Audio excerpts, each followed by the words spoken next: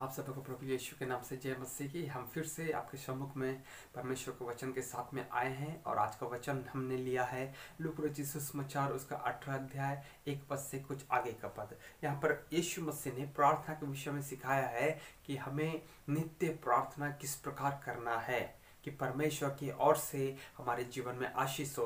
यहाँ पर यीशु मसीह ने कहा है कि किसी नगर में एक न्यायी रहता था जो ना परमेश्वर से डरता था और ना मनुष्य की परवाह करता था।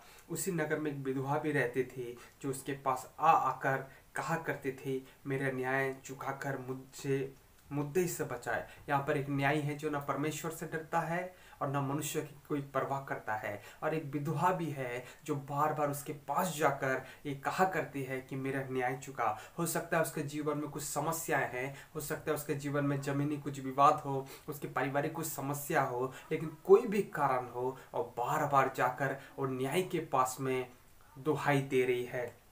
तो 4 पर इस प्रकार कहता है, कुछ समय तक तो वह ना माना, परंतु अंत में मन में विचार करके कहा, यद्यपि मैं ना परमेश्वर से डरता और ना मनुष्य की कुछ परवाह करता हूँ, तो भी ये विधवा मुझे सताती है, इसलिए मैं उसका न्याय चुकाऊंगा। यहाँ पर वचन बताता है कि जब विधवा बार बार जाकर वो न्याय को परेशान करने लगी तो न्याय के मन में आया कि मैं ना परमेश्वर का ना मैं भय मानता हूँ, ना मनुष्य का परवाह करता हूँ, लेकिन बार बार ये जो विधवा है आकर मेरे नाक में दम कर रही है, इसलिए मैं उसका न्याय चुकाऊंगा। और 6 पद इस प्रकार लिखा है कि प्रभु ने कहा, सुनो ये अधर्मी न्याय क्या कहता है, इसलिए क्या परमेश्वर ने अपने चुने हुओं का न्याय ना चुकाएगा। यहाँ पर जब अधर्मी ने कह दिया कि मैं परमेश्वर का भय नहीं मानता और ना मनुष्य की परवाह करता हूँ, लेकिन ये विधवा जो बार बार आकर मुझे सताती है तो मैं उसका न्याय चुकाऊंगा। सो यीशु मसीह भी कह रहे हैं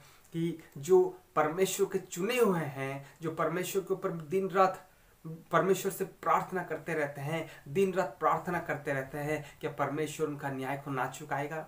यस, वचन कहता है हाँ, वह उनके में देर ना करेगा, वह उनका न्याय चुकाएगा। हमें प्रार्थना में लगे रहना है मेरे प्रियो। हमारी परिस्थिति जो भी हो, समस्या जो भी हो, हमें प्रार्थना में लगे रहना है, हमें याद नहीं छोड़ना है। हमारे परिवार में हो सकता है कुछ कठिनी समस्याएं हैं जो नहीं जा रही है, हमारे परिवार में हो सकता है हम बहुत लोगों को समझा रहे हैं और नहीं मान रहे हैं, हमारे समाज में बहुत लोगों को समझा रहे हैं नहीं मान रहे हैं, हमारे जीवन में बहुत सारे समस्या विपत्ति कष्ट है, लेकिन हमें प्रार्थना में याद नहीं छोड़ना है। यीशु मसीह ने हर एक काम प्रार्थना के साथ किया। जब उसने सेवा को आरंभ किया तो 40 दिन उपवास और प्रार्थना को किया। जब यीशु मसीह ने अपने शिष्यों को चुना तो रात भर प्रार्थना किया। अब बाइबल में ऐसे कई जगह में हम देखते हैं कि यीशु मसीह रात भर प्रार्थना करने वाले व्यक्ति थे, भोर को प्रार्थना करने वाले व्यक्ति थे। तो हमारे जीवन में भी यीशु का गुण हो कि हम दिन और रात परमेश्वर से प्रार्थना करें, तब हमारा जीवन आशीषों से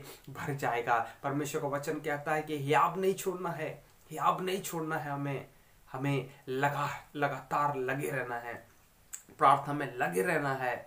आज नहीं तो कल, कल नहीं तो परसों, लेकिन परमेश्वर स्वर्ग से हमारी प्रार्थना को उत्तर जरूर देगा। हालेलुया। इसलिए इस वचन के द्वारा परमेश्वर आपको आशीष दे कि आप प्रार्थना में लगे रही है। आपका रोग हो, समस्या हो, कष्ट हो, परमेश्वर उनसे मुक्ति आपको जरूर देगा, आपकी प्रार्थना को उत्तर जरूर आएगा। सो परमेश्वर इस वचन के द्वारा आपको बहुत आशीष करे। आप सबको जय मसीह की।